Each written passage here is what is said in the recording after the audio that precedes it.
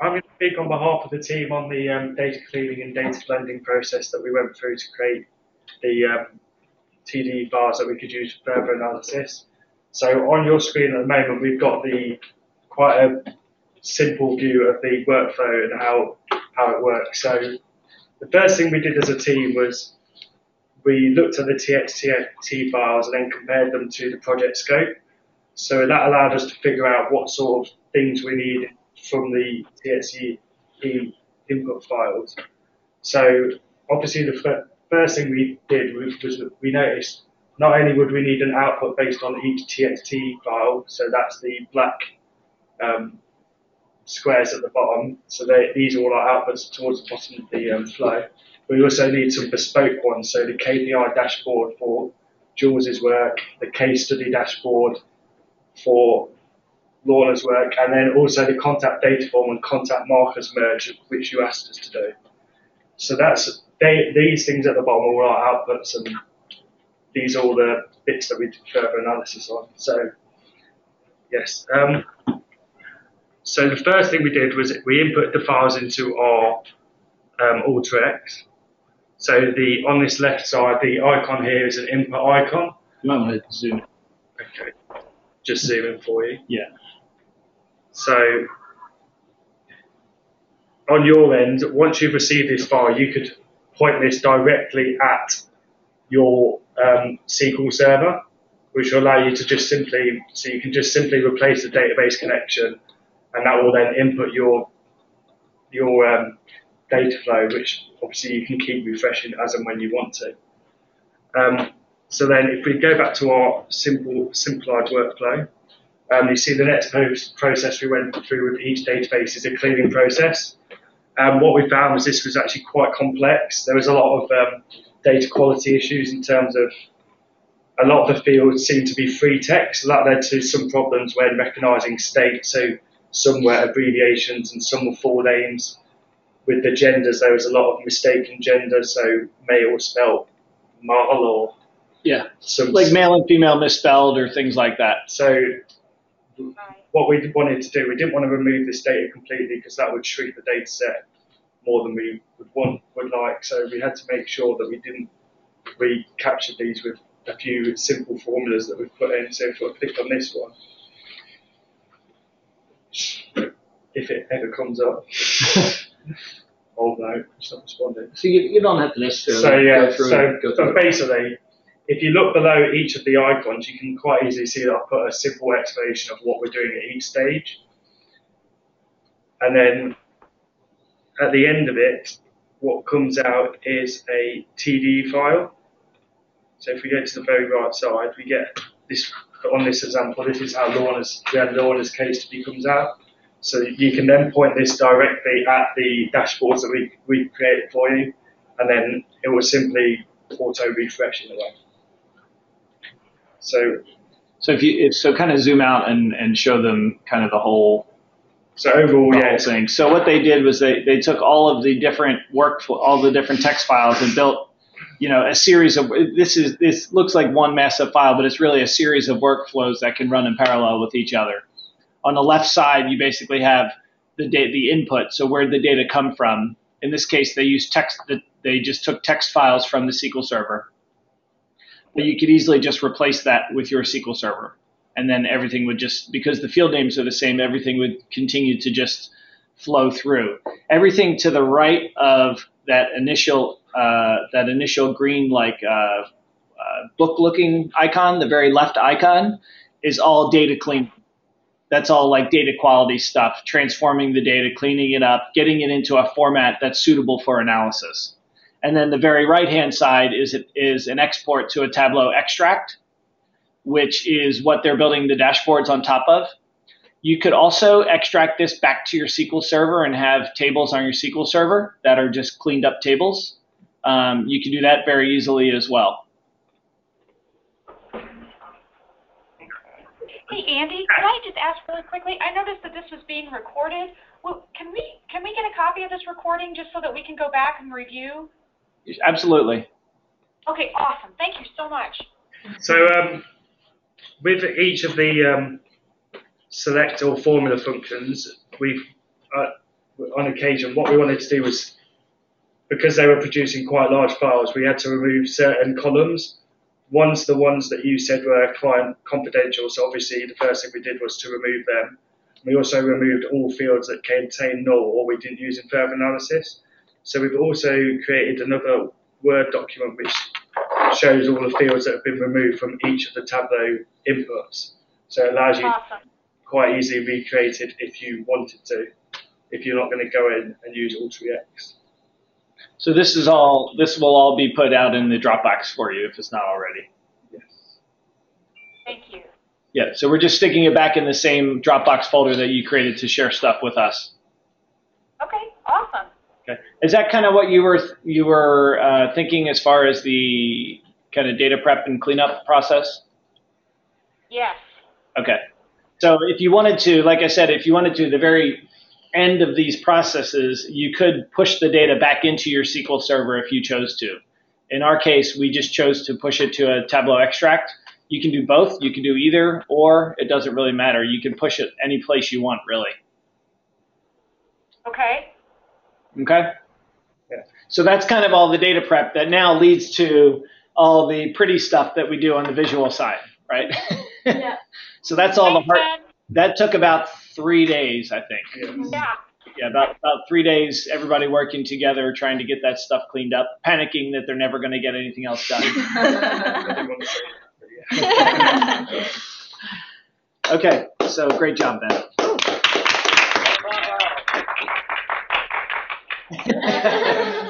Thank you, Okay, guys. so I'm going to flip this over to Benedetta, who is going to show you her dashboard or her infographic that she created. Good evening. Good morning. Good morning. Hi. Good morning. They're the other way. Yeah, Yeah, the other yeah. direction, yes. New audio, use Yeah, hardware. just do use new hardware, that's fine. And then do share your desktop. So that's the screen in the middle, the button in the middle? Here? Yeah, there you go. Alright. We'll be masters at GoToMeeting by the time you guys are done. Hopefully. Nice. Oh, that's They can't do that, so don't worry about that. Yeah. So to give my contribute to this project, I thought to make an infographic that maybe you can use for advertisement, and if it's useful for you. And this is a Connect2Help. I got your logo and the sentence that you say like, I don't read anymore. Why communities find solutions and you find help. And then I thought to make a macro picture of your data, like average number of calls per year, per day, per hour, like to get the idea about your impact by day, like 24 calls per hour, so it's a lot of calls. And then total number of hours of calls in the last 5 years, to have a total sum of this, to give again a macro picture of your work. And the percentage divided by gender, so 79% and 21% male. And then I thought to show the top 10 reasons for calling. And so I thought to put a picture that would in some way give a hint about the topic, like basic needs. I thought to put an apple and a house. So like. Where did you find that logo? It was amazing. I was so happy to find that because I want to put food and house. Yeah. And this was a combination of the two. And that we can see that it's like 53% of the reason why people call. So people. So so this is also ranked from highest to lowest if you go kind of left to right. Yes. Sure. Yes. So community services, family life, and so on. And then I thought to put at the bottom your mission, like the thing that you write in the website to a bit explain what you do, and then phone, email, and Twitter to follow. Great.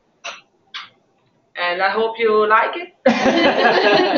So what kind of, Yes, we like it very much. Love the graphics. That's awesome. Absolutely. so question for you. Is it okay if she publishes this to Tableau Public? I have a couple of questions. Could you scroll up? This is Sherry. I apologize. That's okay. No?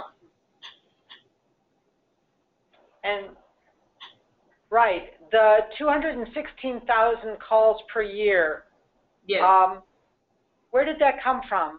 It's an average between 2010 and 2015. Oh. Ah, all right. So Yeah, it says average number of calls right above that as the section. Right. I didn't know if it was an average of, how many years. Oh, All right. It's just for the data that we had available. And I think we I excluded, understand. for the most part, we excluded 2009 because it was, there were some months missing, and it just, so I think almost everybody excluded 2009 from their analysis, right? Because it was kind of messy. Okay. Lots of empty. Yeah, lots of empty fields and stuff. So, so this Uh-huh. 2010 through some point in October in 2015. Got it. All right. Thank you. So it doesn't include all of 2015. All right. because Nice. it was not, for me, there was no sense to just put the final number of 2015 because it was not complete. So I thought I average between these 5 years to say, in the last 5 years, on average, there was this number of calls.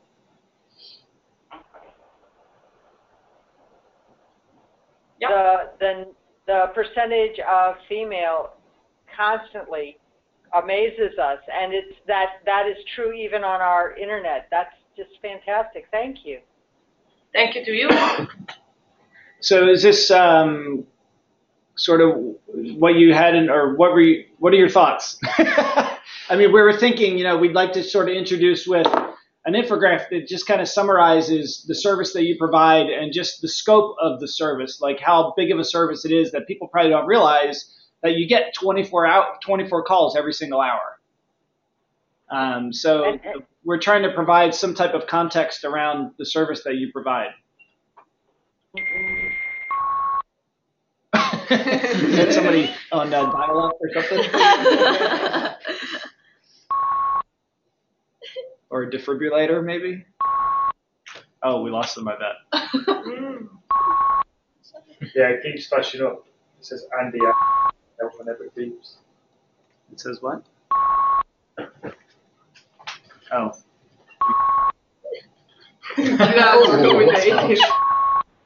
What is it? What's that?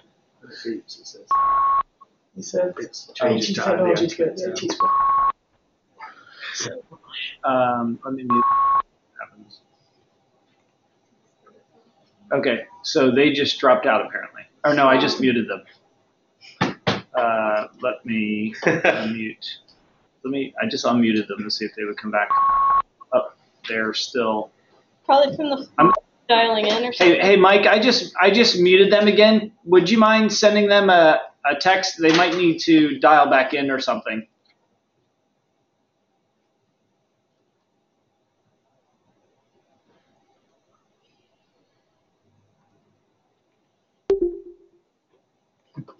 Okay, thanks, Mike. We'll just hang tight until they join back in. Oh, so it looks like they're still online, but they're trying to dial back in. This is one of the challenges with doing these, so it's a lot easier when our customers come in. Right? Yeah, 'cause it's tech stuff.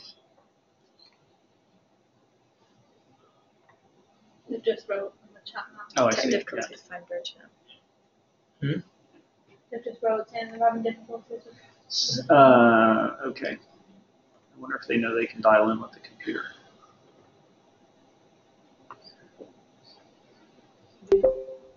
The TV is going to turn off. Okay, there we go. We are so sorry. Okay, you sound much better now. Okay, thanks.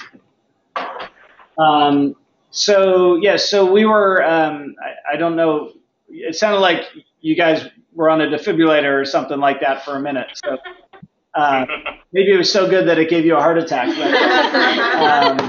So we were just kind of thinking, a good way to start this whole thing is to give you guys an overview and the scope of kind of what the services you're providing to make people more aware. So, with your permission, we'd like to publish this to Tableau Public and hopefully get Tableau to promote it for us as well. I'll do my best to push them to do that, but they love, I'm going to end up doing a blog post for kind of this whole project because it's a Tableau Foundation project. So Yes. I'll write something up as well, but, since it's not proprietary or not user identifiable data, we didn't know if it was okay to publish it or not. Andy, the only thing I would ask is, where it says average number of calls, could we add in the last 5 years?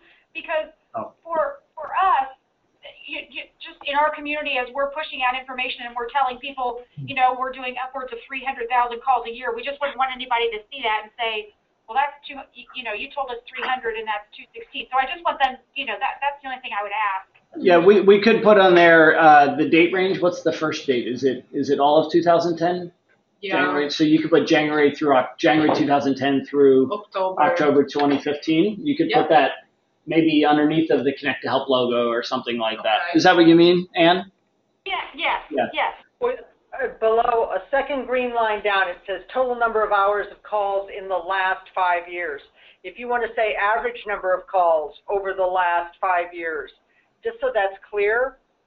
Okay. That was my first question, was average over what?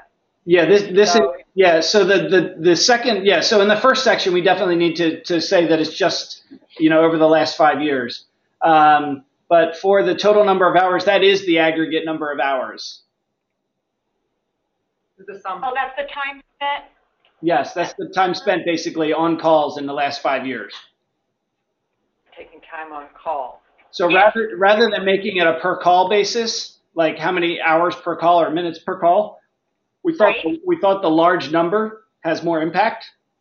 Yes. Okay. We've been busy. She said we've been busy. Oh, you've been busy. Yeah. Yeah. Okay. Any other questions for Benedetta? No, we think it looks fabulous. Awesome. Thank you. Good to hear. All right. Thanks. Thanks for the follow. For delayed applause. So next up is Simona. Yeah.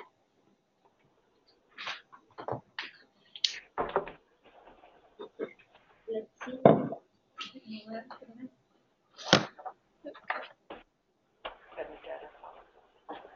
Oh, okay. Great. And then share your desktop. Yeah. Share the screen.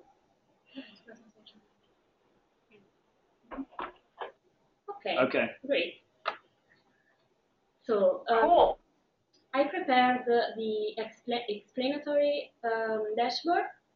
I think this could be for external use since I decided to I divided this dashboard into okay. She just talks quiet. Sorry. Okay. So I prepared this explanatory dashboard, which actually could be used for external purposes, for example, for the stakeholders. I divided it basically into 3 parts. The first part shows the impact that you have on the community in terms of number of calls by year and the volume of calls per month per year. And then I calculated the average duration for call. And I considered also the distribution of calls during the day. You can also interact with the first chart, the one with the bars. For example, on 2015, you could see how the average duration of call changes in terms of seconds and minutes, and the trend of the year, and how the distribution of calls during the day basically changed. If we go back in 2014, 2013, and so you have all the details for each year. In the second part of the dashboard, I considered the target. So basically, this is the proportion of female and male of your clients, so divided by gender, and the distribution of clients by age. So if you can interact with the Lollipop charter. So if you click on female, you can see the distribution of clients by age changing, and you see that basically the clients which are actually female are the most younger, while I click on male, the distribution changes. Wow. And yeah, this is really interesting, I think. And at the end, I have the top 10 services. Can you click back off of mail? Because I want to see what it looks like again with that. Okay. Yeah. So you see, it's interesting. That is super interesting. Oh my gosh. I never knew that. Yeah. And at the end, I tried before to do a table with the top 10 problems and services, but unfortunately I did not get all the data, so the table was mostly empty. So I decided to put the top 10 services you help the client, to get. And basically, so this is the top 10, and the food pantries is the leading service. Then electric assistance and the gas assistance, rent assistance. So basically, these are the most used services by your clients. Okay. Question? Mona? Yeah. Yes, this is Sherry. When you click under impact 2014, does it change the data displayed under target, male, female, and hours? It only, no, since I divided into 3 parts, when you click on the year, basically the graph that are changing are only this one, so the one under impact. Okay. Why? It's a beauty. Say that again? Thank you. Okay. It is a thing of beauty. It's fabulous. Thank you very much. I'm happy you like it. She has a gigantic smile on her face right now.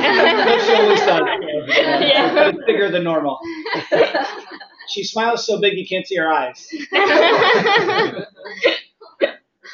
And if you knew Simona, you would know that the color palettes that she picked match her glasses as well. So yeah, yeah, true.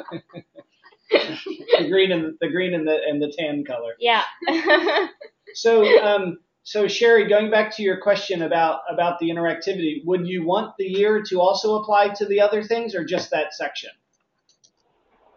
We believe, and we are finding in its rudimentary analysis, that callers are getting older. People using our website are getting younger. Okay. We believe that older men are calling, and if you go down to the target distribution of clients by age, and then you have by gender, I wondered if those had been connected, we might have seen a jump in older men in more recent years. But I'm not taking anything away from this. It's fabulous. Thank you. Yeah, so I think what she said, is it possible, do you have the year level data for target and services? Yeah. Yeah. So you could apply that same filter through the whole dashboard. Yeah, I think so. And then she could also apply the male-female filter to the entire dashboard. So for example, you just start at the top and pick 2015, and then click on males and see all, and then the chart at the top would update for males for 2015, and the top 10 services would be reflective of those as well. Wow. Absolutely amazing. And we could also do it where you click on a service like food pantries, and then that updates everything above it. So it says, okay, what's the male-female distribution, age distribution, and time of calls for food pantries and things like that. Mm-hmm. Yeah, I think. Wow. Oh, yeah. You guys really know how to tap dance. Does that? Are you able to kind of picture that in your head? What I'm talking about? We're in awe. Okay. Everybody's jaw has dropped. You actually could probably do it on month as well. Mm. You could click on a month everything and look at it. True. We could just make kind of everything interactive in the visualization. Yeah, great. So, for example, in the line chart there, where you've got that big spike is that October 2014? The big spike? Yeah. You could click on just that month and see everything update for just that month. Nice. Oh my. Utility jump. Hey, Andy, can I throw in a suggestion here? Yeah, absolutely. So the line chart there, the color scheme, I see what's sort of going on, making it sort of go from 2010 to 2015, but they all kind of get lost a little bit, especially the darker colors. So I'm wondering if, people just tend to really care about sort of the current year. I'm wondering if having just a standout color for 2015 would just kind of highlight where you are this year. Mm-hmm. And make the rest of them like a gray or something?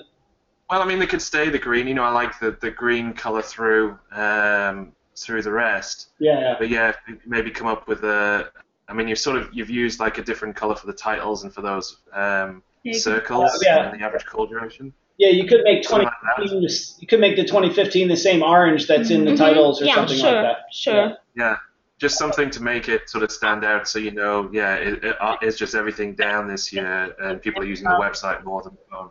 Yeah, that makes sense. Yeah, good feedback. Thanks. Mm-hmm. Perfect. Okay, thanks, Craig.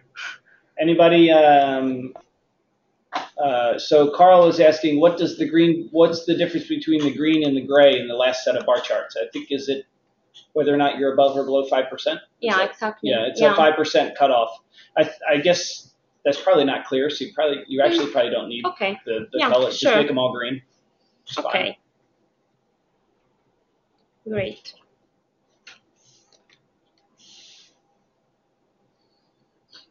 Okay. Okay. All right. Any other feedback from the Connect2Help gang or Mike? Any feedback from you? This is Sherry again. When you hover over any of the bar charts, do you see distribution of calls during the day, and you hover over 9 a.m., does it show you data associated with that? So hover over 9 a.m. So hover 9. Yeah. So when you hover over it, if you just hover over it, so you have the tool, you disabled the toolbar? For what? Sorry. So if you click on that? Yeah. So click on the little spreadsheet icon on the tooltip to the right. Yeah. So you can click on that little icon, and it'll give you a summary of that data point, but then you can click on that underline tab. See where it says underline? Underline. And this will show you all of the data points that make up that particular value. Thank you. You guys really know how to make this tap dance. Is that the question you were asking? That was exactly. Thank you. Okay. Awesome. See, I told you guys had nothing to panic about. Yeah. Okay. I guess that's it for Simona then. Great job. Yeah.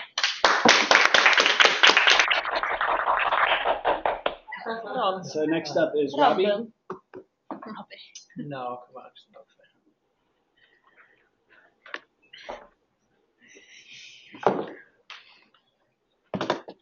You haven't reached Robinho status yet. Still just Robbie. Never Robbie. Unless your mom's mannequin. Yeah, I need my dad. Hi guys, this is Rob. How are you? Good. I must apologise in advance. If my computer just starts flickering, I have some IT issues, so it might just take a few seconds to work through. Yeah, what am I hitting? That one there. Yeah. We're very non-judgmental on IT. And okay, good to go. Oh, wow. Oh, wow. That's good initial feedback. So when we were going through the initial data and what kind of areas we wanted to look at, it was clear that some of the location and sort of time series data would be really interesting to look at. So you've already seen a little bit on Simona's sort of explanatory dashboard. I wanted to do a sort of deep dive really into where you're getting the calls from, what kind of times a day you're getting the calls, etc., etc. So I pulled together a kind of interactive dashboard looking at that basically. So at the top in the left-hand corner, we've got calls by year. Again, looking at 2010 to 2015. And we have a map of where the calls are received from. And that's by zip code. By zip code, yeah. So it's just a quick overview. And then we've got calls by month and by day of the week, and then by hour as well. The way this works, basically, everything is interactive with itself. So clicking on anything apart from on the map will kind of generate some more insight. So on the map, I've limited the location data. It's done by zip code, as Andy mentioned, and I limited it to where the number of calls you received over the entire data set is more than 25. Because we found you've received a call from Alaska, for example, at one point. There's a load of calls from California. There's some from Florida. Just the occasional sort of one or two. So I tried to remove that effect by limiting it to 25 records. So basically what happens if we click on, so the color scheme, I've tried to use sort of your green color scheme. The dark green is sort of the highest number of records in any of the views. And basically what happens is, so we'll have a look at all the maps ones. So we received the most amount of calls in 2014. So you received 295,000 calls in 2014. So if we click on that, that will automatically refilter the rest of the graphs to just 2014 data, including the map. We can then see that most of your calls in 2014 were received in October, so we'll give that a click. We can then see that in October 2014, most of the calls were received on a Wednesday, so we give that a click. And then you get the kind of time profile as well for those Wednesdays. You can see most of the calls were received between 2 p.m. and 3 p.m. So I kind of envisage this being useful for internal use. Scheduling. Yeah, to just sort of understand, when you're receiving most of the calls. So as you can see, in the map kind of drills in as well to sort of see where most of the calls are coming from. So I think if we go to sort of late at night or early in the morning, not that one, you will see that a lot of the calls just come straight from Indianapolis. Sorry, go on. Yes. Good.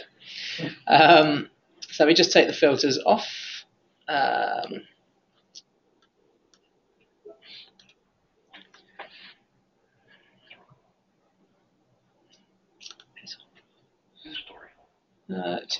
Sorry. What you'll see, one of the interesting things I found on this is if we start in 2010, it sort of zooms into the map. As we click through each of the individual years, you can kind of see a little bit the zip code profile changing and adding sort of more areas. I don't have 2009 in here, but when I did briefly look at that, there was quite a small amount of data, whereas it's kind of growing quite a bit over the period. Obviously a little bit less in 2015 as we haven't completed the year yet, but yeah, that's kind of what I come up with. So you'll see a few bits of these location data, etc., throughout the reports, but I just kind of envisage this as being an internal dashboard that you guys can use to try and help understand when you're receiving your calls. So this is a good quick overview of kind of the status of things. It might be something that gets updated once a month or something like that. Yeah. So Rob, the only thing you might want to do is somehow create a little bit of separation between these two, at least on the screen here. Mm-hmm. I thought this was all one thing, so maybe put a divider in there or something somehow, or put the borders back on, but not black. Yeah. Or you could put them in containers and then put borders on the containers. Mm-hmm. Yeah. But I know that now, looking at it, but it'll just help separate it. There are some lines and boxes on mine. They just don't show through well enough on the screen, but they're kind of quite faint. Yeah. And then scroll down to the bottom. Okay, so this is calls per hour, similar to what. Yeah. So I like how you have the secondary axis on there, just for so it's easier to refer back to either side. So it definitely makes it easier there.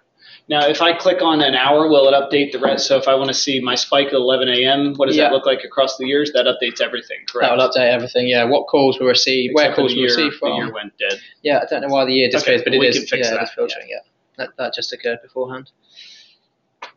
Yeah, and the little yellow one here in Kentucky is just anything outside of Indiana is highlighted in a different color, just so you can sort of see the volume of calls coming from outside of your core region. Yeah, so Carl made the same point that I didn't see his comment about the two charts going across there, and also that to on the map maybe choose a different kind of background on maybe just the regular Tableau gray map to make the data stand out more, because the map is sort of fighting for attention with the colored zip codes. Okay. Might be something to look at. And then Ravi said some instructions on here. So Ravi, he does have the instructions at the top. Basically, kind of click anywhere to update anything is sort of the instruction, right? Yeah. So can you also click on a particular zip code and see? No, because it's coming from two different data sources and I haven't worked out how to do that at the moment. Okay, so Ravi means I mean as you step through. Okay. Yeah, I could repeat it on the thing, I guess. Yeah. So I think what Ravi's saying is to help them look through the logic. The logic. Yeah. Okay. Thanks, Ravi. Okay. Perfect. Any feedback on the phone from Connect2Help?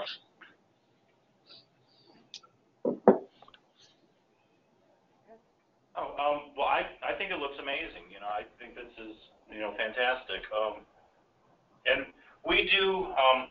Internally, we do actually run based off of, we have an entirely different system for the ACD calls, and so we do a little bit of this, and it's not as elegantly as this. It doesn't look nowhere near as pretty as this looks, but it does bear out very similarly that, we do see that same trend as far as the time of the day and the month and everything else. So it's a nice backup, but it's a much prettier way to see it than, the very plain data tables that I create out of the ACD data. So good. That's what we like to hear. Yeah. When you say calls by location, that is linked to the years. I'm asking. I'm not telling. Yes. So at the moment, because I haven't clicked on anything, this is showing all of the zip codes where any call has been received across the 5 years. As soon as I click on something, so if I click on all calls received in July, it will then focus purely on all calls received in July. It does go by county. And then if you were to click all calls on Monday. That then filters down to all calls in, I think that's December, on Mondays in December. By zip code. Yeah. Unfortunately, Indianapolis receives so much attention that everything else is drowned out in noise. So we tried to do some highlighting to try and show more where the calls are coming from, but it's really difficult because Indianapolis receives such a huge volume of calls come from Indianapolis that it kind of kills anywhere else. Really sort of dwarfs the numbers. So it's been a little bit difficult. But Lorna's got something in the dashboard she's going to show on in her case study that kind of picks that out a little bit for you. That's great, Rob. Thank you. Cool. You're welcome. All right. Good stuff. All right. So next up is Jules. Gets a swig of water to get started. Are you going to stand? Yeah, why not? Okay. Can you flip the remote?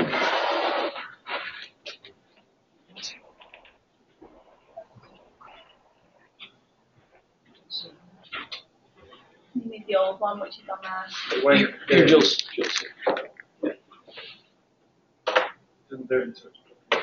Oh.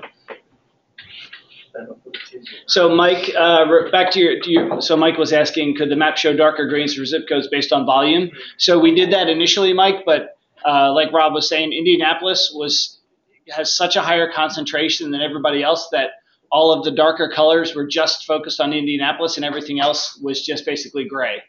But we'll look at some different options, and maybe we use a percentile scale or something like that, possibly. You can see what it likes. There's a fair few. I think in mine I use that sort of style. So we can see which one, and just apply it across. when I've used Tableau for our community reporting, what I typically have to do is actually exclude Marion County to create the color scale.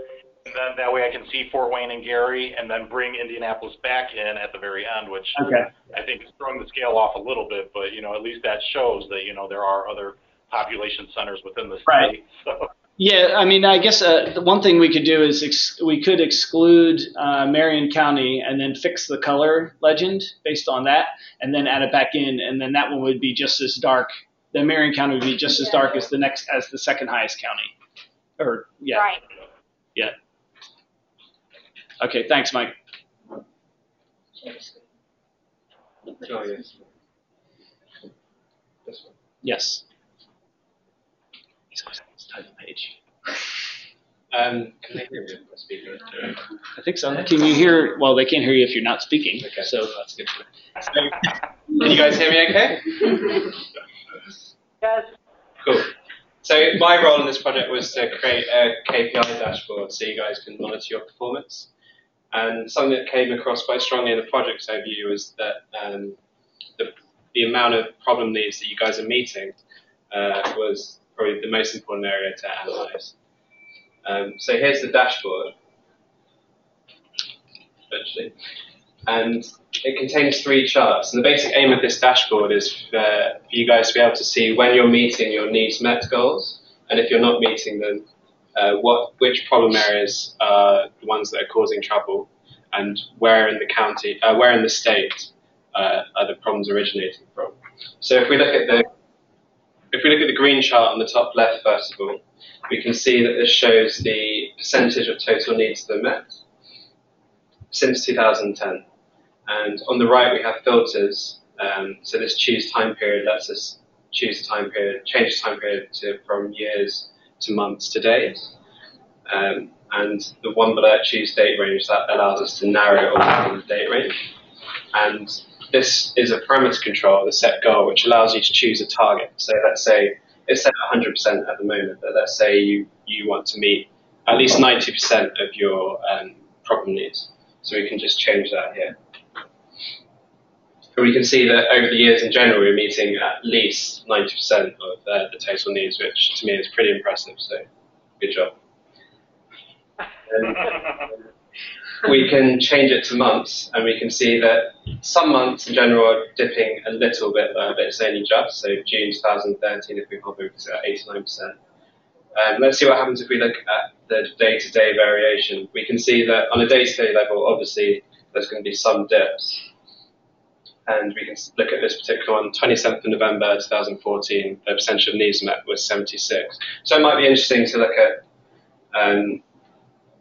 what happened this week. So we can just narrow the date range to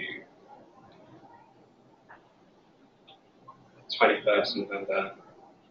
I figured that was Thanksgiving baskets on Thanksgiving Day. This is just the kind of thing that the folks in the community want to know. They want to know what needs aren't being met, but then they want to know by seasonality, they want to know by area. So, I mean, this really is important information.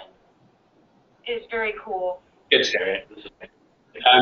So looking at this week, we can see that actually it was a pretty good week. Every day apart from this 27th of November was above. Can you click on on your calendar? Was above 90%. Can you click on the point where you have 21st of November? Yeah. Yeah, click there. I just want to see what day of the week that was. So that was a Thursday. That's Thanksgiving. Okay. Right. Not so. Cool. Yeah. So then we can turn our attention to this chart, the orange bar. So, but tell them what they can do. So they notice that there's a problem on the 27th. They can. Yeah, I'm gonna. Okay. Yeah. I'm getting. I know. Well, I'm excited to see. I don't know what happens on the 27th, so it's like he's building to this climax here that I want to see the answer to. Like lots, right? Yeah. So this bottom bar chart shows us which problem needs had a proportion of unmet needs that were greater than 10%. And what the subtitle in this green chart shows us is that if we click on a point of the green chart, we can filter this chart by a specific date. So we can see what the problem needs were on the 27th of November that weren't being met. So if we click on that, we notice that the orange bar chart changes. And we can see that the biggest problem on this day was individual family and community services. It's a long title, so it's been cut off on the label, but if you hover over the bars, you can see it. And we can also use this bar chart to filter our map on the right. So if we click on this orange bar, it should show us the locations that call requests from in this problem category. So if we do that, you should notice a change here. And what this map is showing us is the number of unmet records by counties in the state. So you can see by this legend that the darker the colour, the higher the number of unmet needs. And we can see that this icon, which is Marion, had 91. Can I get rid of this? Yeah, this icon, Marion, there were 91 unmet needs in this particular category on this day. And if we click on this second bar, for example, we can see that this problem it was 28.9%. But what I like about having this map here is that it tells you the actual raw numbers to see if that percentage is actually significant. So we can see the highest again was Marion at 11 unmet needs on this day, but also in Allen there were 4 unmet needs. So you guys can use this raw data to decide if this percentage is actually as significant as it might sound in the first case. So the main question that's missing from this dashboard is why the needs are going unmet, but my colleague Anika is going to explore that in more detail. So I hope this is useful for you guys. Yeah. It is. It definitely is. Can you bring your date range back? So the start of your date range. Yeah. No. Too fast? Yeah. I wanted you to make it go to like November 1st of 2013 or 2012. Let's see. November 1st. You always change that back. And then change that to days. Yeah. What's the other spike or the other dip? So June 8th. Okay. I was wondering if there was going to be a cyclical thing with Thanksgiving. What about the other to the right? The next, one more. Keep going over to the right a little more. That's Christmas. The one before that is Thanksgiving. Yeah. And then what's the one before that? October 6th. That seems like a strange date. And then what about the next big one next to that, to the left of that? So that's July 4th. That's not surprising. That's Independence Day. They like Independence Day here in the UK. Sorry. But so it's not surprising to see some major holidays around there. But so that was June 8th, I think the other big one. This one. No, the second biggest one, that one there. That's strange. June 8th. Can you click on that? Yeah. I'm wondering what happened on June 8th. Was there a tornado? Oh, disaster services. Yes. Wow. Hey, could I ask a question on this? Is there a way to allow folks in the community to filter this by their own county? For instance, to see their unmet needs, like to choose. Since Marion dominates, if somebody in say Hamilton or Hancock or any other county. That is possibly coming later on in this presentation. Oh, okay. Sorry. It's great that you've asked that though.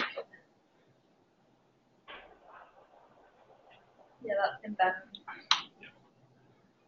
I'm trying to see if there was if what happened on June 13th or June 8th. 2012 was it? 2013, and I can't find anything. Have we got our footing here? Actually, this is really. There weren't. So again, the percentages here aren't that significant because if you look at the actual number of records, there's only 2. Oh, sorry, no, only. Yeah, it's still interesting that there's obviously something that day.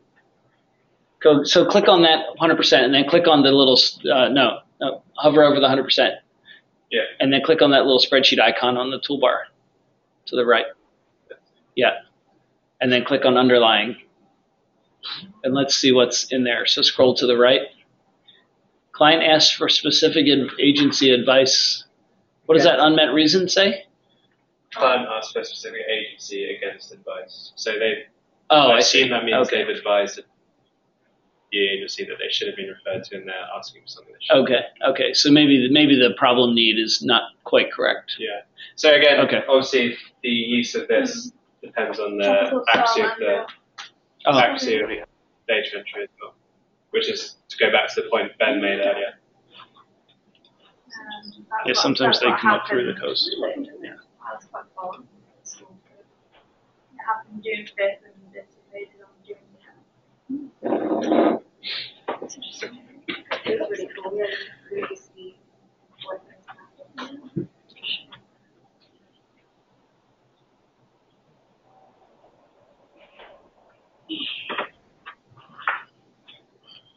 Any other questions from you guys? No. No, this is fantastic. Yeah. All right. Well done, Jules. Yeah. Thank you. Okay, so next up is Anuka. Anuka. Are you coming up front? You're going to stand. All right. Get some blood flow in the legs. Yeah, absolutely.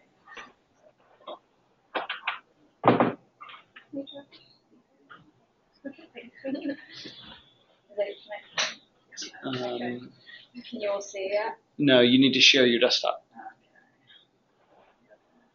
You need to put it on full screen first. Put on entire screen. Yeah. Oh yeah, because my thing had that problem, didn't it? Yeah. Alt tab, I think is what. Press the Windows key.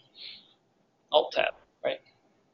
Alt tab. Yeah. Alt and tab at the same time. There you go. And then. Entire share. No, that's not. Oh, this is the bug you had last time. Yeah, I shared entire screen though, and it usually works. No, it broke last time we did that. Oh.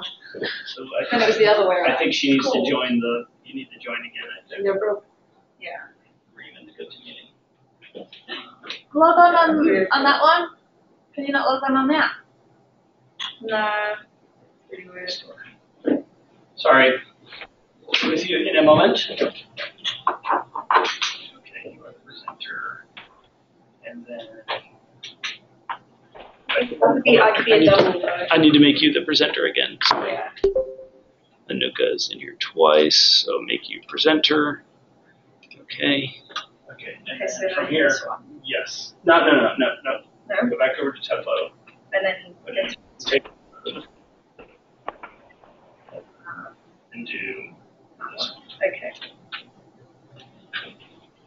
Right, hello, we're okay now. I think, hold on. Yeah, okay. Okay, brilliant.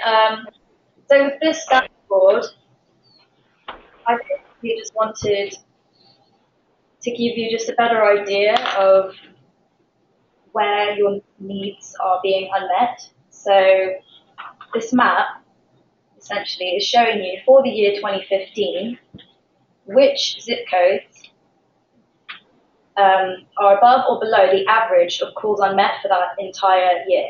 So, for instance, if you hover over the map, you can see that the average percent of calls that you met that year was 8.8.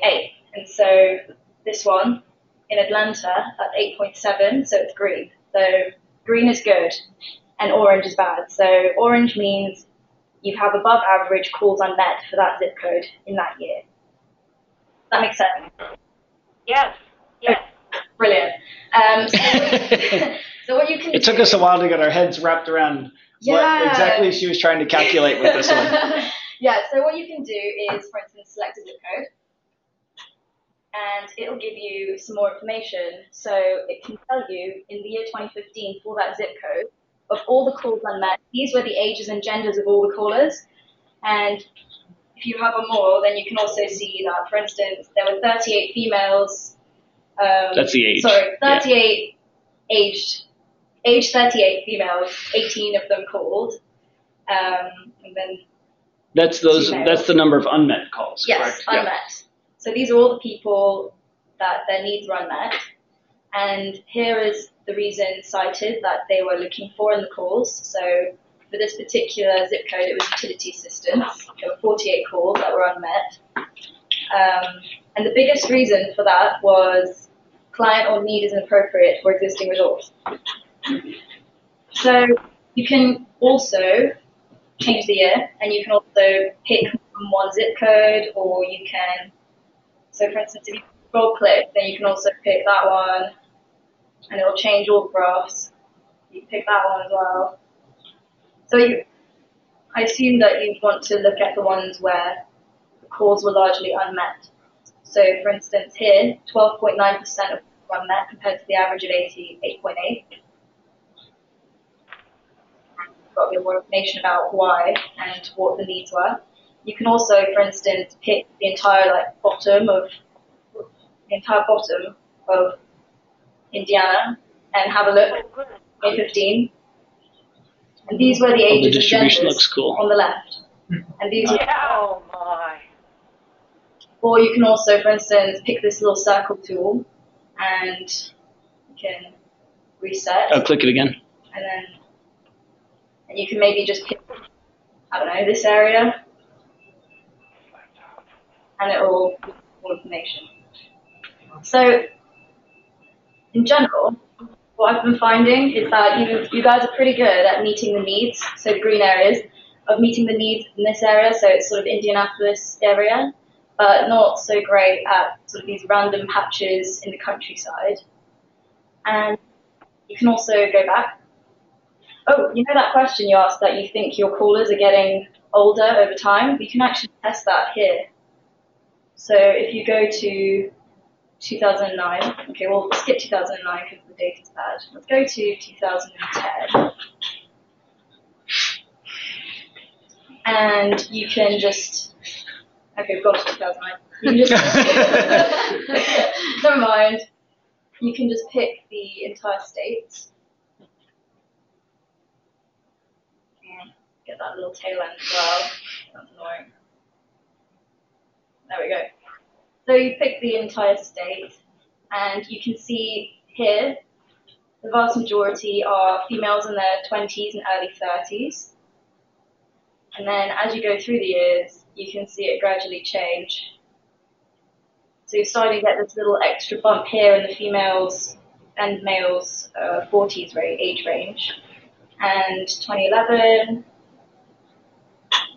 you can see that gradually starting to increase, that little second bump.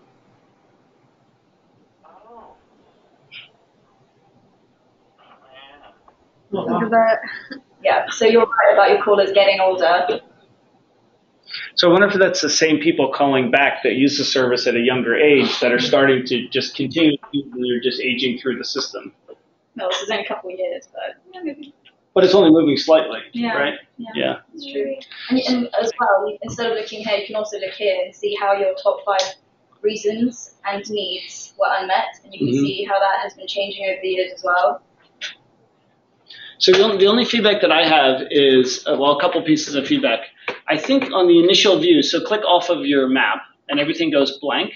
Yeah. I think it would be nice to have an initial view that shows those other things.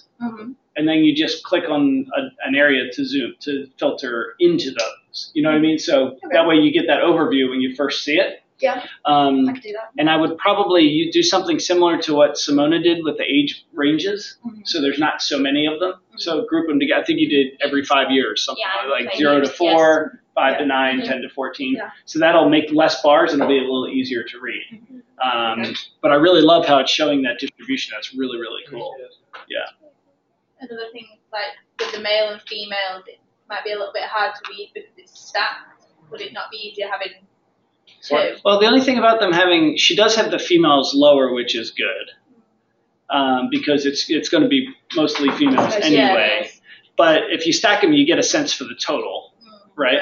And my only thing is you're using the orange and green for the males and females, and that's the same what you're using for above and below. Yeah. So you might want to use maybe two other colors or whatever. Yeah. I think you missed a word on that heading. Just like nitpicking on it is the only thing that. Oh, select one or more. Yeah. Select 4 more.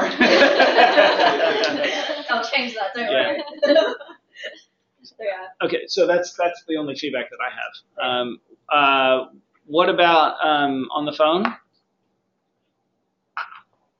The only thing that we might ask is that you title it A Closer Look at unmet needs as opposed to unmet calls. Oh yeah, good point. Okay. Yeah. Yeah, no worries.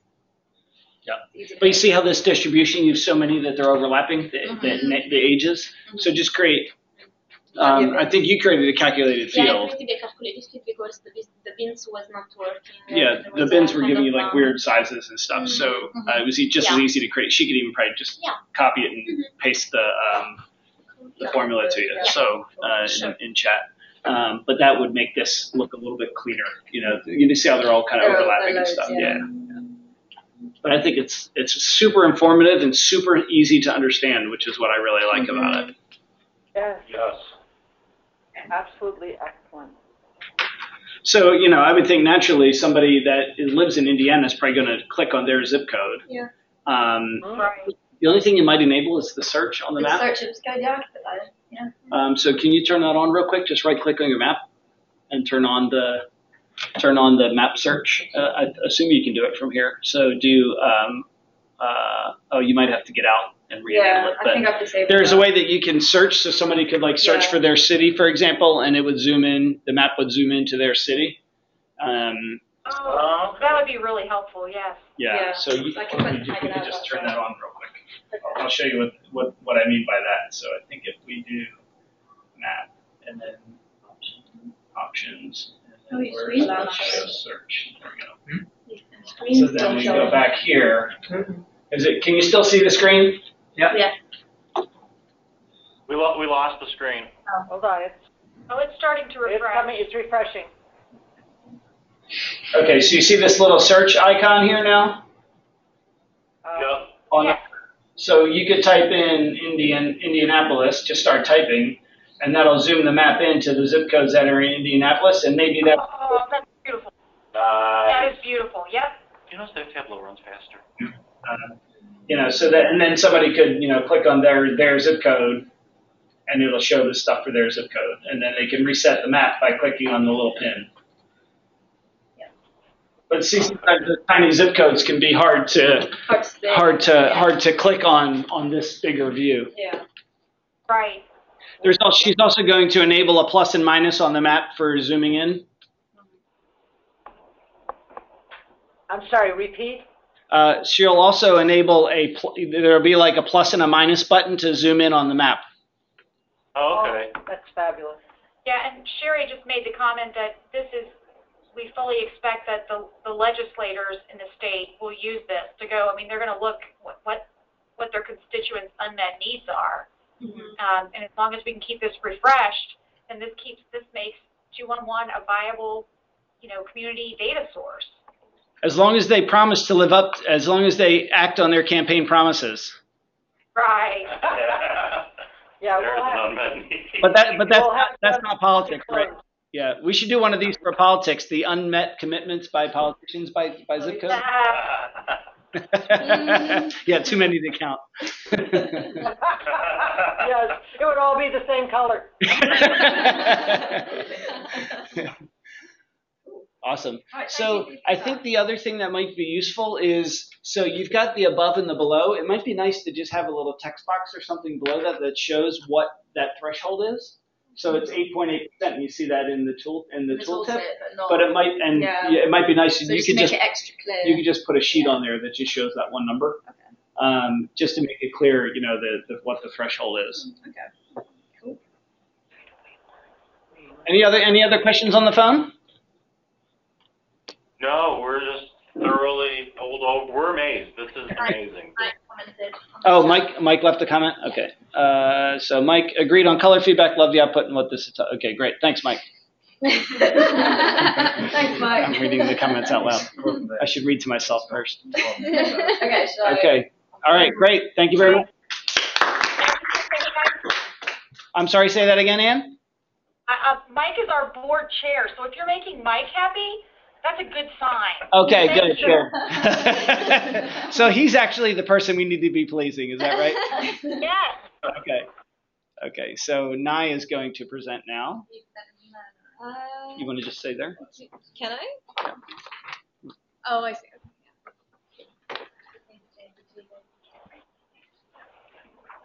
Should I try to just contrast on this? H in mine. H. H. What do you say? H or H? H. H. Yeah. HDMI. It's the Italian. What do you say? How do you say the letter? This letter. No, in English. In English. H. Yeah. See, they say it like the Americans. H. H. I hate you. We're having some very interesting Gaelic and English, U.S. English, and Gaelic, Scottish English. Interesting conversations.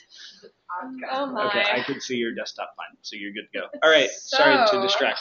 This is my. Wait. It's on. Are you sharing? Wiggle it. Wiggle it. Wiggle it. Oh, there it goes. You guys can see it, but we're trying to get it on our That's TV me pressing here. the buttons, I think. Oh. Oh, thanks. If you take it out, Yeah. then I'll swap the thing and then we'll go back on it. Okay, it's out, and should I put it in? Sorry, we're having trouble getting it showing on our TV here. Tell me when to We don't really want to watch TV. Yeah, put it in. Yeah, plug it in. There, it's on too. HDMI too. Let's see if it works. Okay, here we go. So this is my exploratory dashboard, Connect2Help. That's help with an H, not a H. Connect that. Help. There's also etch. We didn't talk about etch, but anyways. Or Z. Or Z. So similar to kind of what Anuka and Jules have been talking about, this kind of shows you what's going on in terms of needs that are being met or unmet. So with Anuka's, you could kind of click on the areas that you wanted to see, but mine is a bit different in that you can enter your zip code and then it'll change the data view. So this is just a zip code I memorized that puts interesting results, so I'm going to put that one in. And then you can see it automatically changes. Let's put in Ann's zip code. Ann, what's your zip code? Let's do that, yeah. 46168. 46168. Let's hope it works. Yeah, let's hope it works, yeah. So it does work, and you can kind of see. So another thing you can change to be a bit more exploratory, you can change the top needs that are shown. So right now it's showing everything. The maximum you can put in is 15. But let's say you just wanted to see the top 5. You wanted to kind of prioritize that way. You can change it, and then it'll narrow down to the top 5 needs. Great. It's also color coded, so the light green that you see is our needs, represents needs that are met. Dark green are needs that are unmet. So, I mean, as you can see here, you can see that most of the time needs are getting met, but there's like a small percentage, like 11% for housing, utilities, and shelter. There's 3% for food and meals. Those are not really being met. And if somebody wanted to say, okay, well, I really want to help out, then they can kind of figure out if they have the resources. They can say, okay, well, I have some resources for food and meals or for healthcare, and they can kind of figure it out from this view. And then bottom left, you can also see what are the top reasons that needs are being unmet. My year. Mm-hmm. Oh, yes, yeah.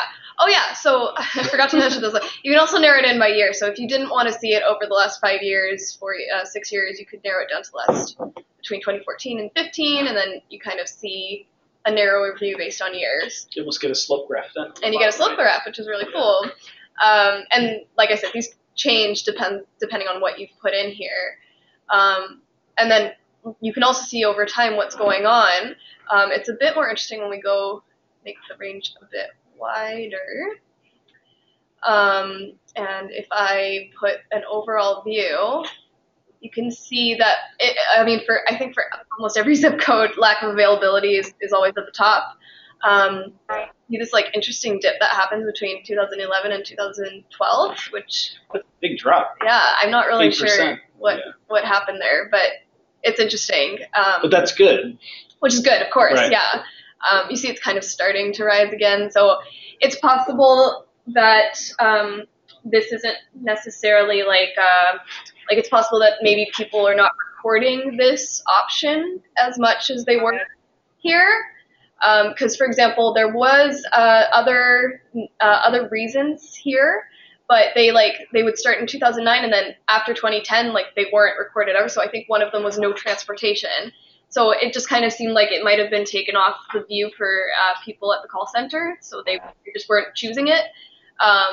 So I just focused on these 4 reasons, just because the other ones just didn't really show much information. So I think what's interesting though is your bottom left graph here. It shows second highest overall is that calls are interrupted or terminated. Mm-hmm. So is that that might mean that there's issues with the phones at the call center, right? And so needs aren't being met because people can't finish a phone call, right? So it doesn't necessarily just point to community problems. It could point to maybe some infrastructure problems at the organization itself. So that's good. Yeah, and I wonder too if calls being interrupted, maybe people are trying to have private phone calls, and then when someone comes in, it could be. It could maybe be a lot they need of things, a code or something to say, I'll call you back or something like that, or follow up or something like that. So yeah, similar to what we've been showing you, but this maybe just offers a different view of things, and also with the year range that you can choose. So yeah. So a couple of things, just some things to make the dashboard a little bit more clear. Mm-hmm. I probably wouldn't call the top chart number of records. Okay. It's number of calls, right? Number of calls, yeah. So change it number of calls, and then the bottom right would be percent of total calls. Number of calls. And then I think the whole thing needs a title. Yeah. So you're missing just kind of an overall title. Now, when they click on, so is there interactivity between the sheets? So if they, for example, if they click on housing and shelter, will it filter? I think it'd be neat if the top sheet filtered the bottom one. Okay. Or actually the bottom 2. So have the top one filter the bottom 2, maybe. Mm-hmm. But I don't think you need interactivity the other direction. I think just top down in this particular case. And then just put a little instruction in there, click a need to filter or something like that. Mm-hmm. Okay. Any other feedback in the room before we flip it over to them? No. Okay. That's great. Thank you. Yeah. So feedback from you guys, Ann or Mike. More importantly, Mike, I should say. Should we go to Mike first? Oh, he said very happy, so that's good. Okay. Cool. That was last time. We'll pretend he said it again. We're just when Mike doesn't comment, we're just gonna carry over the previous comment. Still fun. Yes. Still fine. Okay. So again, it's similar obviously the data is similar to what we've been looking at, but it's a slightly different take on how you interact with it. So it's useful because different people might use different dashboards depending on which kind of their how they're trying to interact, I guess. Right. Yeah, this one I can see a lot of we get a lot of requests from different people that are wanting to help in the community, typically like churches. And I can see how this would be like, they want to see what is it that they're going to offer for help, so they put in their own zip code. They see that, there's shelter need. Maybe they can't help with shelter, but they see that the second thing is food, and they're like, okay, well, we can start running a food pantry. Right. So I can see it being very helpful in that respect. Okay, good. The other thing is the reason the need is unmet, the lack of availability is what tells them up front, okay, this is where we need to go. The fact that a call might be terminated, keep in mind that the majority of our callers are poor or severely poor, and most of them rely on cell phones, and they unfortunately can't buy the high-quality programs or the high-quality vendors. So their connections are sketchy at best. Yeah. Oh, so that call's interrupted could be on either side, I guess, whether it's on your side where the call gets cut off, or it could be where it gets cut off because they're, they just have a bad cell phone connection or something.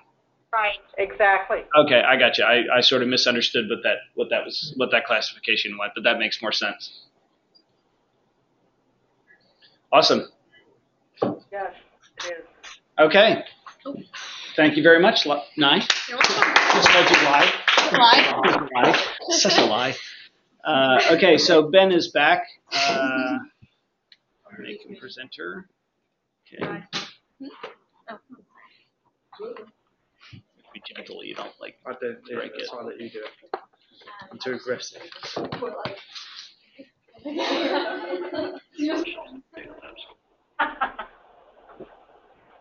Hey, Andy, Yes. Ron wants to know if he can get a scholarship to the Data Lab school. The data school. Yeah. I don't know. We'll see. Depends on how nice it is to us. Do you guys only have your data school in London? Do you guys have any data schools in the U.S. or? Just London. Okay. Yeah. It's been. I think that I've heard that question about. This is the second class through the data school, so we started in the end of June, and I think I've heard that question 300 times probably so far. Oh, So that's good. Yeah. I think your graduates are going to be absolute gold. I cannot, I mean, everybody wants more, bigger, faster, but understandable data. And thank you for this. I mean, you've taken us there, but I cannot even imagine what you guys are learning. I don't know. He's just talking to himself, I think. Okay, go. You're up. Thank you for that. Hi again, everyone. So I'm focusing on the Give Help dashboard, which is something I can see. If I go on your website and you click the Get Involved link, and then it takes you to the next site, I think it's something that we could embed quite easily from Tableau Public into this section, and it's something that the public could use to, like NICE did in a similar fashion, acknowledge the areas that need the most help. So that's just the sort of the scope. So I actually filtered out on mine stuff like calls interrupted and calls terminated and other things that sort of the call center could almost not have full control over. And then I focused fully on stuff like the sites and the other things. So hit the little double arrow. Yeah. This. So basically what the public can do is all they have to do is search their zip code. So I've got Anne's written on my hand now, so if I put that in, so it's 46168. And then I press enter and it zooms in on Anne's home zip, and it also gives the top 5 problem needs for that area. So that just gives people an ability to quite easily acknowledge the biggest problem areas in that city or zip code. One of the other things they can do is, because when you want to identify the needs that are unmet, we don't really want to look over the last 5 years if you're looking to help, because it might not necessarily be a problem now. So I've introduced this number of days to review, which is based on the last date that the database was updated. So if we change, so it's on 1 month now, but if we change this to 2 months, and then everything will update if we zoom out. You need to clear your zip filter.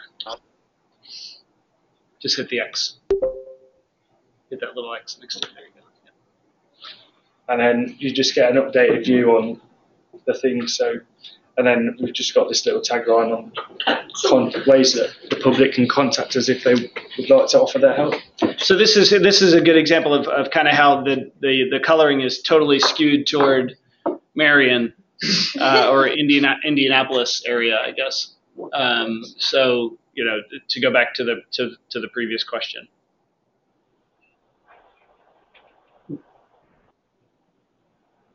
So I guess some feedback. I'm not sure you need the color on the bar charts.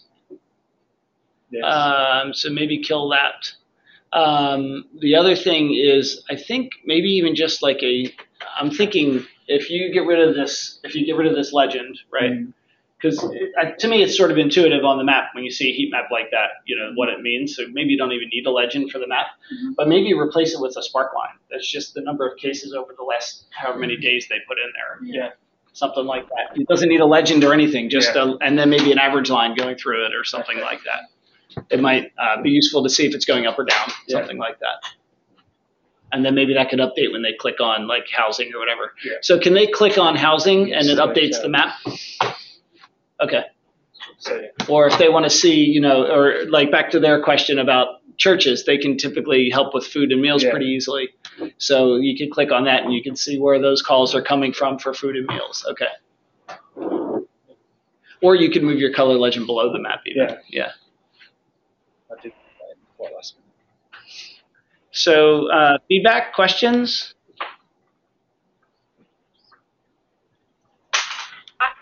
I like the message. I love the, want to offer help in your area, because this is, we are trying to get both sides of the 211 tagline out there, not just if you want to get help, but if you want to give help. Right. So this is a really nice way. It's just, as Ron says, elegant way to get that out. Thank you.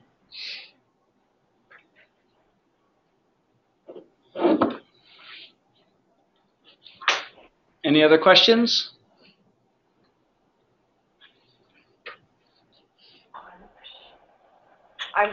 We're reading the comments. A great trick here would be to embed shapes at the bottom, like the email link, and then how you have us do our emails with the Twitter logo. Yes. That's what she said. We should I have see. that, All right. Which would be cool. Like the email logo, and then just like a telephone logo, and then the Twitter T. Yes. Yeah. Oh, I love it. Yeah. Maybe our Facebook one. Yeah. Yeah. We did talk about that, and we can incorporate that because it's definitely possible. Yes. Thank you. Sure. Are we finished with comments? Shall I pass on to Lorna? Yes. All right. Good job. All right. Next one.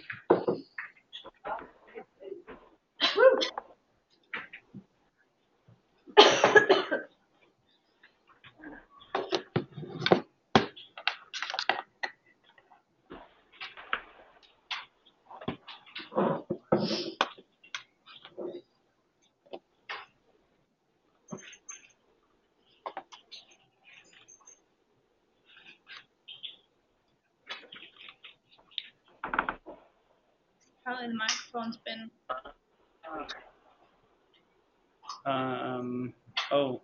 What did you press when it came on your screen? It said use new hardware.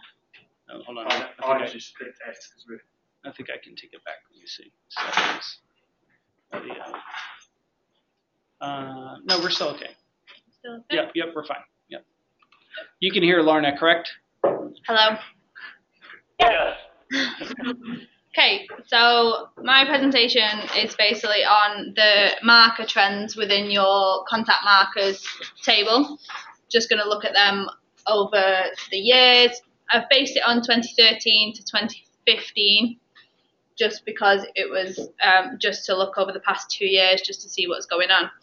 So, let's say, in 2015, what are the top markers per call for this year? So as we can see, the top 5 are illness, disability, unemployed, laid off, homeless / doubled up, uninsured, underinsured, and reduction in hours / income. So for the rest of the case study, I'm just going to focus on purely the top 5, as they are receiving 32,000 calls up to 103,000 calls. So the seasonality of these top markers. So over the months, over the past 2 years, what happens to these markers? So as you can see, in March, illness and disability marker peaks, whereas it slowly drops off towards the end of September. This is just for 2015, so I didn't include the October data because it wasn't a full data set. So if we look at 2014, we can see there's a slight difference in trend. So the illness and disability now peaked in October, whereas uninsured, underinsured peaked in December. So. And same thing with unemployment and laid off, so those two actually probably go together. Yeah. So then if we look at this over the months, over the whole 2 years, so from January 13 to September 15, we can see where the rises and falls are within these top 5 markers. So again, peaks October, unemployed July, and there's a big peak here for underinsured, uninsured, again, unemployed, laid off, and then this one's just steadily going along. So if we move on, we can see that the number of calls in Indiana over the whole years. So as you can see, it's mostly focused around Marion. You've got a few odd calls throughout the different counties. So if we drill that down to Marion,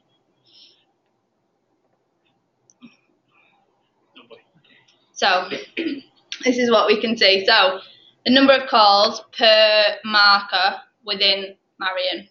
So as you can see, illness and disability, again, receive the most number of calls. This is the general overview. And now... And that's by zip code, correct? Yes, by zip code. Okay. So the next one is, let's say, the most popular services per marker. So on the left-hand side, we have the map of Marion again, and just the different colours represent the different markers. So on the right-hand side, we can see that the different services that have been related to those markers. So if we flip through, we can see the top 5 services for those markers were electric service payments, food pantries, gas service, specialised information and referral, and food stamps. So it enables us to just compare the different ones between the markers. And that's it. So the one on the right-hand side is showing you the top 5 within each marker group. Yeah. Okay. Because they're not all the same. No. Yeah. There's a lot of repetition, but they're not necessarily all the same, and they're not in the same order necessarily. I think electric services appears in all but one of them. The second to top, right? Yeah, so that's the only one that doesn't. Because they're homeless. Yeah. Yeah. Yeah. But then it switches to homeless shelter. That obviously becomes the biggest then. Yeah, just the homeless, yeah. Okay. Interesting. Questions, feedback? Again, I think this is fantastic. I mean, to be able to tell by the specific marker to see the needs, that's wonderful. So if you were to take a smaller marker, say veterans, yeah, we would be able to see where they are and what their needs are. I could make it to look at veterans. I just focused on the top 5 initially, but I could change it to just see what the veterans were. Yeah. Is there a way to sort of cross-tab the markers so that you might say of the folks who were who had an illness disability marker, what other markers did they have? So were they laid off? Were they veterans? Were they? The data is not stored that way though. But is the data? Yeah. Are there multiple markers per call? So that's what you're looking at, right? So when somebody has a marker of illness and disability, what other markers do they tend to have? Yes. Yes. Gotcha. We could have a look into it. I've not looked into that. We didn't even think about that. No. Yeah. That's always been a difficult one for us because I can do it in Access, but it's actually a very complicated process because I have to be able to like sort it and, first I've got to pull all these and then I've got to figure out which ones aren't being repeated. But yeah, that's something that we've always wanted to see is, is that for domestic violence victims, what is the next highest contact marker for those records to see? Is that the contributing factor to that situation there? We would have to reshape the data because the way it's stored right now, once you choose a filter of illness and disability, it would get rid of all the other filters. So we'd have to basically make the data X times as big in order to answer that question.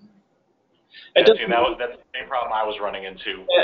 We could create a table that's just that just does that kind of repetition. So let's say there's 10 for each one, so it'd be 10 times the size. But it could just simply be just a count of the number of records, and that's all you track to make it small. But then referring it back to because the location data wasn't in the markers data, so I had to join them. So that's why it made it really massive. It made it like 4 million rows. And then if you're doubling it up, it'll. It will make. So we could answer that question, but that would probably take quite a bit of work. Okay. That's something we probably should mention to refer. So you said that the location data is because there's no locating identifier within the contact marker table. Right. It's just the contact ID. So. Yes. Okay. You almost have to join the contact marker table to itself. Which isn't. I mean, it's not. It's really easy to do that in Alteryx. It's just going to make the data volumes potentially massive, or exponentially bigger. So. The other thing they could do was on refer, instead of having them marker 1 stacked on top of each other, try and have more columns. So then it says marker 1, marker 2 across the top. But then it makes it hard to fill. Then it makes it harder to do this. You'd have to reshape it the other direction then. Okay. Well, I'm glad it's just me. So. What's that? I said I'm glad to know it wasn't just me. That is a very complicated thing.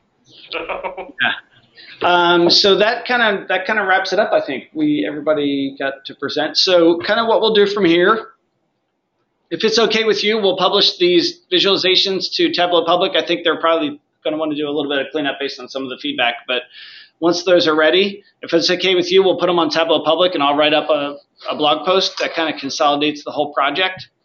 And then hopefully it'll get Tableau and Alteryx's attention and get the word spread for you guys. Oh my gracious. Thank you. So I'm not exactly sure when I'll get to that, but Christmas is next week, right? I start my holiday as soon as we're done here. So so these guys can let me know when they get their visualizations published, and then I can just write one comprehensive blog post. Great. Oh, yeah. Andy, could I do some follow-up with you maybe in the new year about the Alteryx license and so forth? Absolutely. That would be awesome. No problem at all. Yeah, we had him in here, and that was the first thing. I made him feel guilty. I said, well, Tableau's giving them free licenses, so, you can do it too, right? And he goes, oh, yeah, no problem. So, sometimes that works.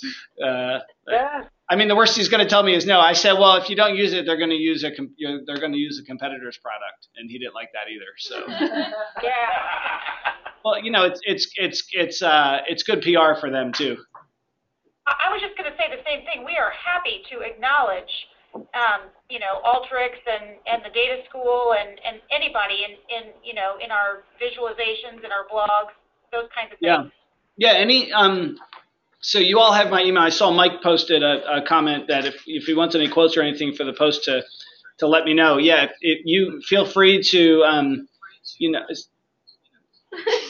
Lorna's got me echoing here. Oh my God, she's killing me. She's got me totally distracted now. Just get out of the meeting.